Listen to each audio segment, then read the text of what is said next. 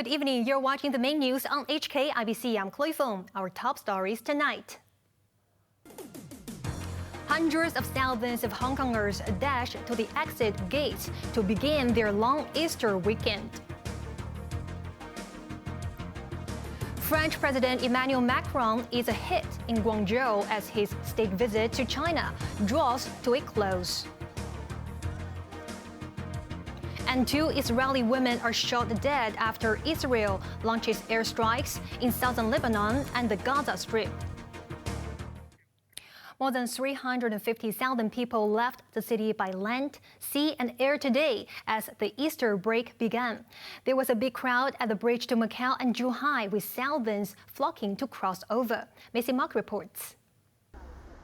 Travelers were warned that they would have to wait for at least 2 hours at the control point before they could board a shuttle bus for the Hong Kong-Zhuhai-Macau bridge. The control point was overflowing with people eager to go to the mainland or Macau. After completing immigration procedures, they still had to line up for shuttle buses, prompting the operator to appeal for patience. By this afternoon, around 50,000 people left Hong Kong via the bridge. Too many people complained this man, who wanted to go to Macau for a day trip before continuing to the mainland to pay tribute to his ancestors. After an hour and a half, he was still stuck in the queue. This woman said she chose to take the bus as tickets for the ferry were sold out. As of this afternoon, about 360,000 people left Hong Kong by land, sea, and air. The Immigration Department has estimated that around 9 million residents and visitors will enter and leave Hong Kong in the first 10 days of April. Maisie Mock, HKIBC. More children have been admitted to hospital for flu and other respiratory infections as the city enters the flu season. The hospital authorities' Louis Chan said the number of children admitted jumped by 40%. He added that the public hospital occupancy rate for children below 11 years old often reached over 70% and at times was at full capacity. Pediatrician Patrick Ip noted that the surge came after social distancing rules were lifted. He said children should get flu jabs now, ahead of the next peak season in summer. 7 Good Friday processions were held today with police approval. Apart from one case, participants in the other 6 events were not allowed to wear face masks. Missy Mock reports.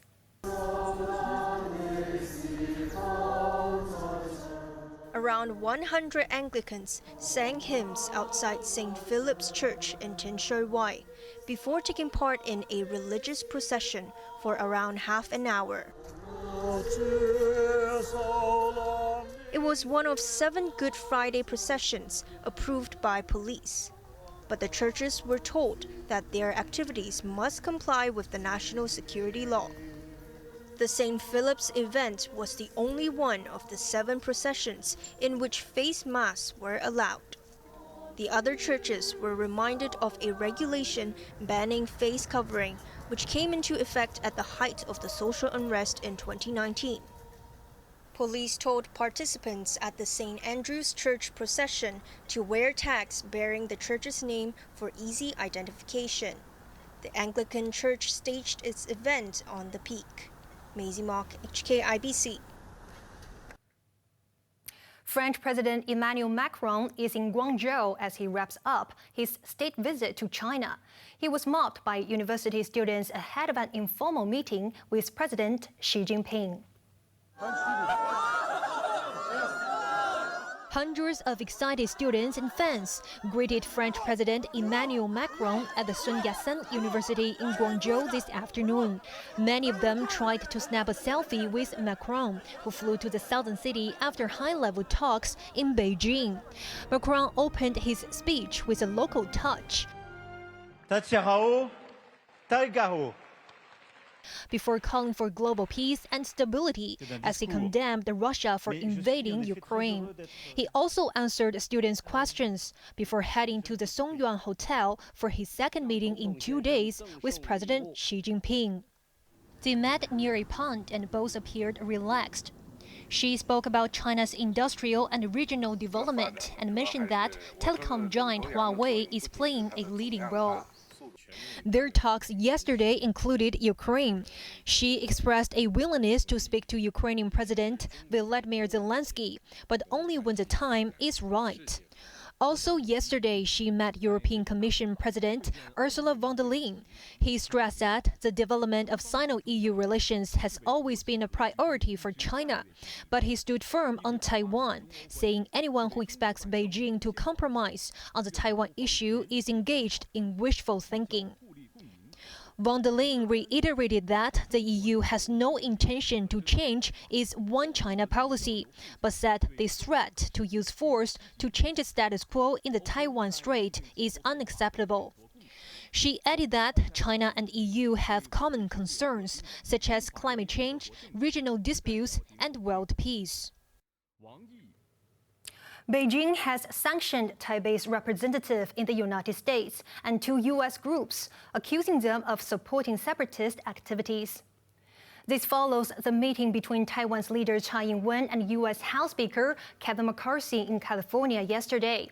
De facto envoy Xiaobi King and her family are banned from the mainland, Hong Kong, and Macau. China also penalized the Hudson Institute and the Ronald Reagan Presidential Library, saying they enabled Tsai to engage in separatist activities in violation of the One China principle.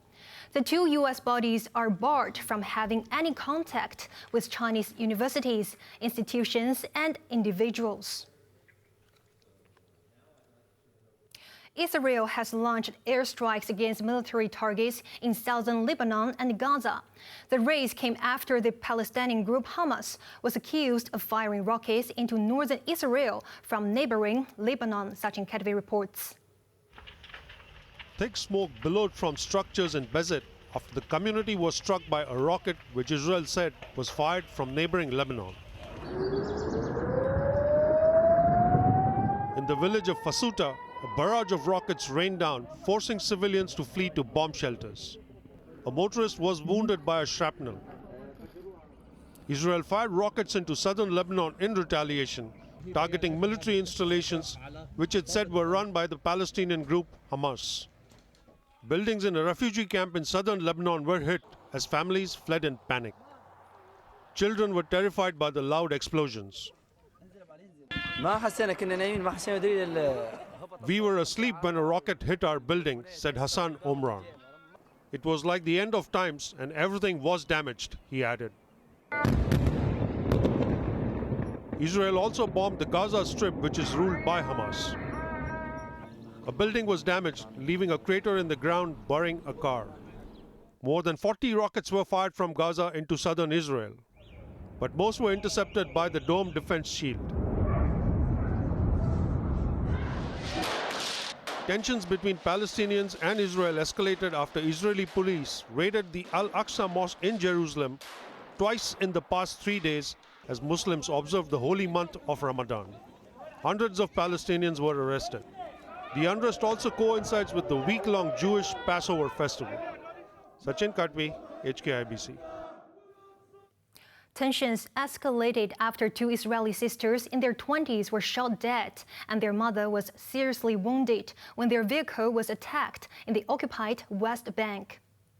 The wounded woman was airlifted to hospital. Israeli troops blocked roads around the settlement of Hamra, where the shooting occurred, and launched a manhunt for the suspects. Following the shooting, Israeli Police Commissioner Kobi Sheptai urged licensed gun owners to carry their weapons. In a rare and extraordinary measure, the Republican-controlled legislature in the U.S. state of Tennessee has expelled 2 black lawmakers for protesting in the chamber against gun violence. We are still determined to speak up and to fight on anyhow. This is undemocratic. This is wrong. This is a perpetuation of patriarchy and white white supremacy, and they were mad not because we walked on the House floor breaking decorum. They were mad because we said we have to do something about gun violence.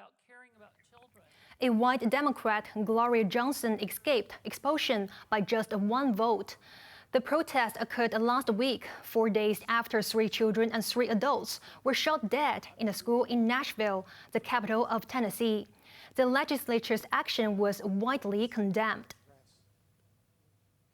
The fact that this vote is happening is shocking, undemocratic, and without precedent. Across Tennessee and across America, our kids are paying the price for the actions of Republican lawmakers who continue to refuse to take action on stronger gun laws. There have been calls for the impeachment of the most conservative judge in the U.S. Supreme Court. This follows claims that for 2 decades, Clarence Thomas did not disclose favors and gifts he allegedly received from a billionaire. It is believed that the 74-year-old violated financial rules by failing to declare the holidays, luxury travel, and other gifts that he enjoyed. Thomas is the longest-serving justice and an advocate of right-wing causes. Last year, he was instrumental in the ruling to end the right to abortion. Protesters in France have targeted one of President Emmanuel Macron's favorite restaurants. The awning of the eatery in Paris was set alight and its windows were shattered by stones. Police moved in quickly to prevent further damage to the bistro where Macron celebrated his first-term victory. There were other rallies across the French capital in protest against the law that raised the retirement age. At least 20 demonstrators were arrested. Hong Kong's ice hockey players said a possible cut in government funding for their association could hinder the development of the sport in the city. Speaking on a radio program, team representative Ying Yuan expressed frustration over the ongoing tensions that arose after a national anthem fiasco. He said when a protest tune was played at the tournament in Bosnia last month, Hong Kong players tried to alert the organizers with hand gestures. Instead, they followed the guidelines on what action to take when the correct anthem is not played. Vice Captain Alvin Sham noted that the team won the bronze medal, but felt that its efforts were unappreciated. Hong Kong's theme parks were packed today as people made full use of the Easter holiday. Many made a beeline to Disneyland to soak in the holiday atmosphere, Macy Mock reports. Disneyland was the top choice for many people at the start of the 4-day Easter break. The theme park in Penny's Bay opened its gates this morning to holidaymakers from home and abroad, including a family from New Zealand. We've been to Disneyland in Anaheim before, and we just thought we'd stop over in Hong Kong for a few days and bring the kids to Disneyland. It's lovely, yeah. Feel very safe here, very clean. This woman from the Philippines is visiting Hong Kong for the first time since COVID began. Still the same, but less people coming. This woman, who was accompanied by her relatives, wanted to go to the mainland, but her travel permit had expired. She decided to visit Disneyland instead and spend more at the park because the second installment of the consumption vouchers will be distributed next Sunday. Maisie Mock, HKIBC. And onto the weather now. It will be pleasant and sunny over the Easter weekend. Temperatures tomorrow will range between 19 and 24 degrees, rising gradually towards the end of the holiday. And now let's take a look at the weather around the world.